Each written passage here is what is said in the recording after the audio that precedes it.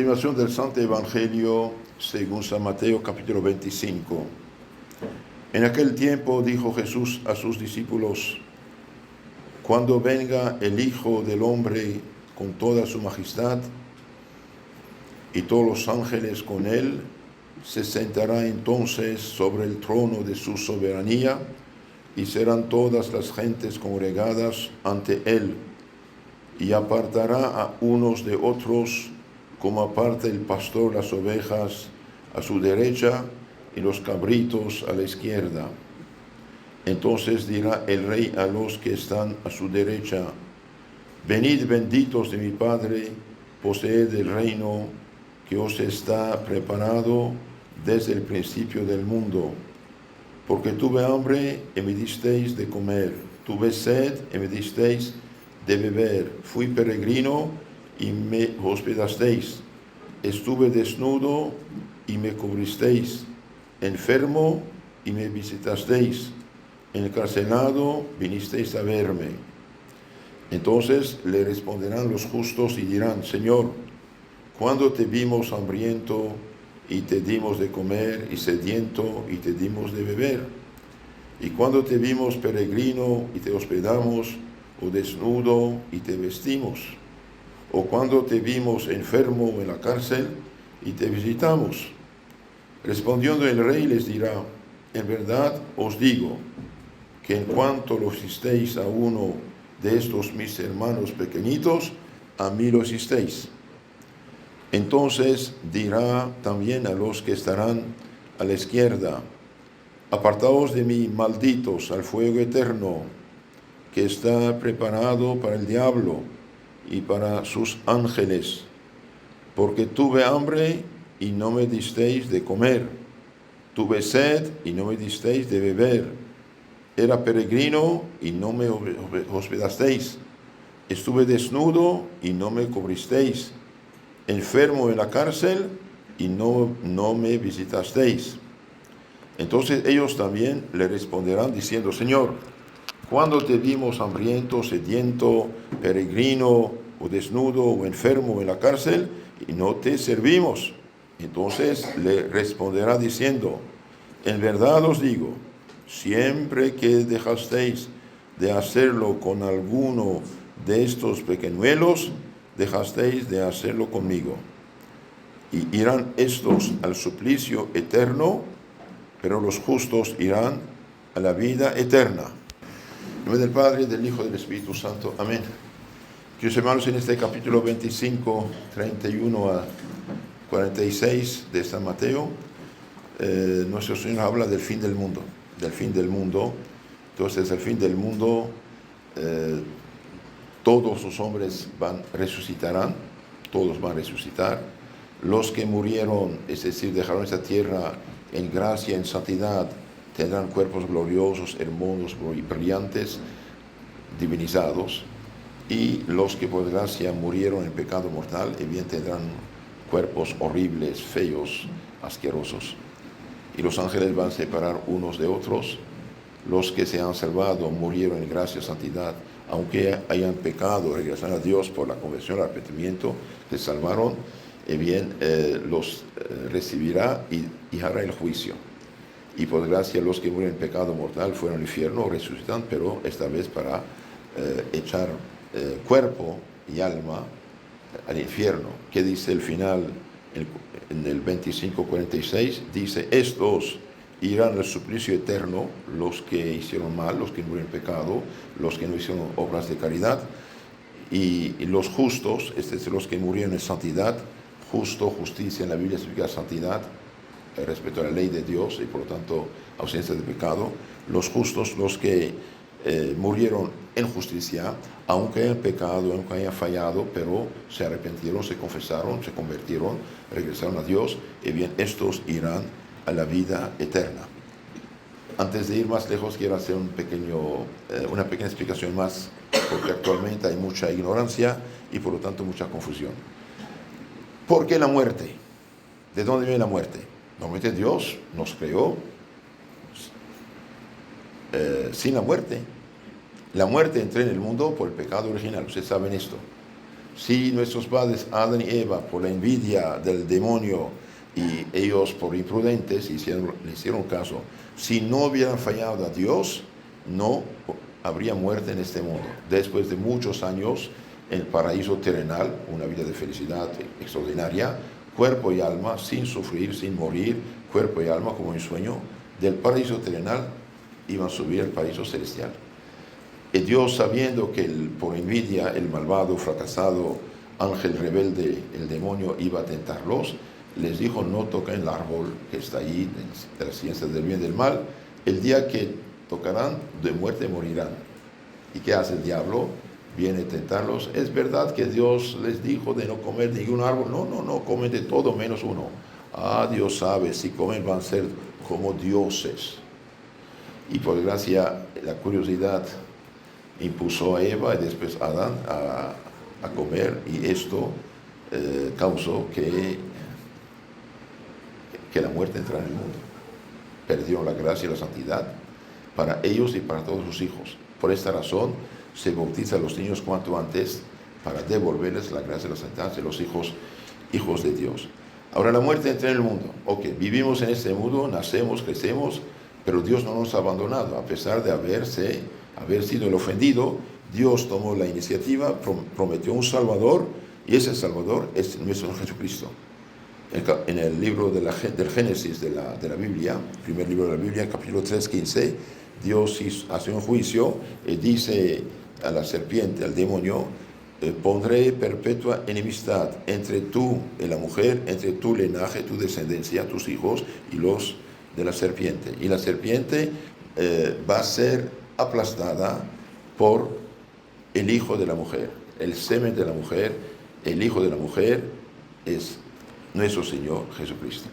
Entonces, la primera profecía en la Biblia habla de la mujer, que es María, que va a ser la nueva Eva para darnos el nuevo Adán, que es nuestro Señor Jesucristo. Todo el Antiguo Testamento fue una preparación, y finalmente, los tiempos cumplidos, Dios manda a su ángel Gabriel a anunciar a la Virgen que va a tener un hijo que va a aplastar la cabeza de la serpiente, salvar a su pueblo de sus pecados.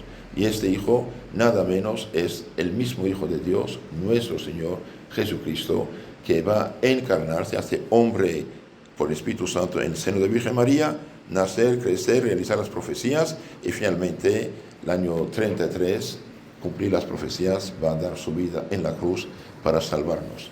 Y esta salvación que Cristo mereció globalmente, la confió a su iglesia, la que Él fundó, no cualquier disque iglesia fundada por hombres que no vale nada, sino es instrumento de perdición, a la iglesia que Él fundó. ¿Y cuál es la que Él fundó?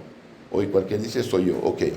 Y había una iglesia que no tiene 2000 años, no tiene nada que ver con Cristo. Así de sencillo. Aunque hagan milagros. De hecho, Cristo lo anunció. Capítulo 7, 15 de San Mateo, que dice: muchos me dirán: Señor, el día del juicio, en tu nombre profetizamos, lanzamos demonios, hicimos milagros. Y Cristo dice: aléjate de mí, obradores de maldad, iniquidad, no os conozco. Entonces, cuidado, la iglesia a quien Cristo fundó, a quien dio los medios de salvación en su espíritu y confió su sangre purificadora, se llama Iglesia, una santa católica apostólica de 2000 años. Por lo tanto, hermanos, cuídense. Hoy hay muchos charlatanes, donde quiera, cualquiera fundador de la iglesia, engañan a la gente con la Biblia falsificada, manipulada, malinterpretada, y los desvía del camino de la salvación. ¿Por qué digo todo esto? ¿Y por qué esto afecta a nuestra salvación? Nuestro Señor no dejó un libro mudo llamado Biblia que cada uno haga lo que quiere. Es mentira.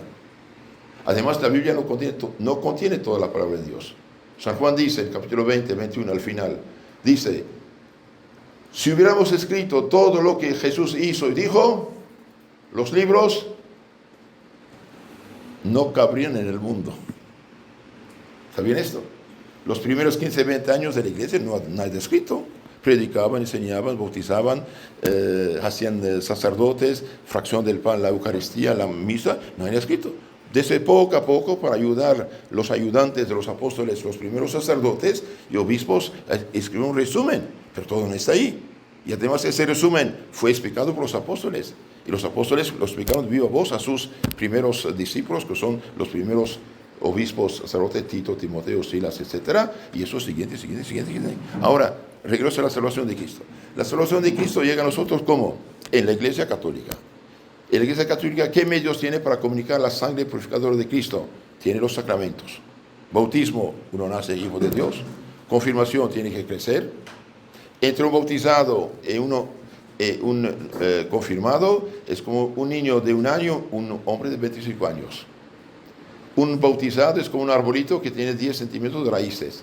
Un confirmado es un árbol de 30 metros de raíces. Imagínate la diferencia. Por eso San Vicente de Paul Ferrer anunció que el final del mundo, el demonio hará que muchos no sean confirmados para ser vencidos por el demonio. Por eso también los padres, madres, abuelos, hermanos, padrinos, madrinas, que no cuiden el catecismo serio, profundo de sus hijos e hijados, pecan gravemente. Dios pedirá cuenta de esas almas. Si el hijo, nieto, tatranieto de uno se pierden porque el padre, la madre, padrino, madrina no hicieron su trabajo de catequizarlo profundamente, católicamente, bien, Dios pedirá cuenta de esas almas. Entonces, bautismo, nacer, confirmación, crecer, tiene que alimentarse. Uno que no come 2 meses muere, alimento es la Eucaristía, la comunión. Y después si uno se ha manchado, se ha herido, se ha separado de Dios, prisionero de Satanás, el sacramento que lo libera, lo purifica, lo santifica es la confesión, perdón los pecados. Cristo nuestro Señor dio a sus apóstoles el poder de perdonar los pecados. Reciben el Espíritu Santo. ¿A quien perdonan los pecados? Quedan perdonados. ¿A quien retienen? Quedan retenidos. Si usted escuchó un ignorante de primera, falso ministro pretendido del Señor, que dice se confiesa con Dios, no con un hombre pecador como uno, miente, contradice el Evangelio. Capítulo 20, 21 de San Juan, ¿qué dice? A los apóstoles que eran sacerdotes, reciben el Espíritu Santo, a quienes perdonan los pecados quedan perdonados, a quienes tienen quedan retenidos. Es Cristo que perdona, hermanos, no es el sacerdote. Por eso no hay secreto más absoluto que el secreto de la confesión. Nunca jamás el Padre solo te puede decir ningún pecado de nadie, de Pedro, Pablo, Juan, que escuchen la confesión. Si lo dijera, 1 hace pecado mortal, 2 queda excomulgado de la Iglesia Católica, expulsado, y 3 solo el Papa o su delegado puede confesarlo. Entonces, confesión, perdón los pecados, regeneración. Toda persona que ha pecado dio la espalda a Dios. ¿A dónde? Al infierno. Pero cuando se confiesa, se arrepiente, se confiesa, regresa a Dios. Regresa a Dios. Y si en ese momento que regresó a Dios, que está en gracia de Dios, purificado, santificado, perdonado, muere, es decir, su alma se separa de su cuerpo, se salva. Se salva, es decir, llegar al cielo. Ahora, unos van derecho al cielo. ¿Quiénes? Penitentes y inocentes. Los demás, puesto que Cristo dijo por una palabra ociosa darán cuentas a Dios, los demás vamos al purgatorio. ¿Qué es purgatorio? Lugar de purificación antes de llegar al cielo. ¿Por qué? Porque dice en el Apocalipsis, nada de manchado en el reino de los cielos. Por esto rezamos por los difuntos. Por eso hacemos misas, limosnas, oraciones por difuntos, para libertarlos y para que suben al cielo. Otro sacramento son los santos óleos. Santos óleos, cuando uno está mayor, salud quebrantada, peligro de muerte, cáncer grave, etcétera, etcétera. Los santos óleos es un sacramento que purifica para prepararlos, sea ir a la eternidad, o sea dar la salud física, también dice Santiago Apóstol, capítulo 5, 15. Estos 5 sacramentos son para todos los cristianos. Hay 2 sacramentos que son para la sociedad, el sacerdocio y el matrimonio.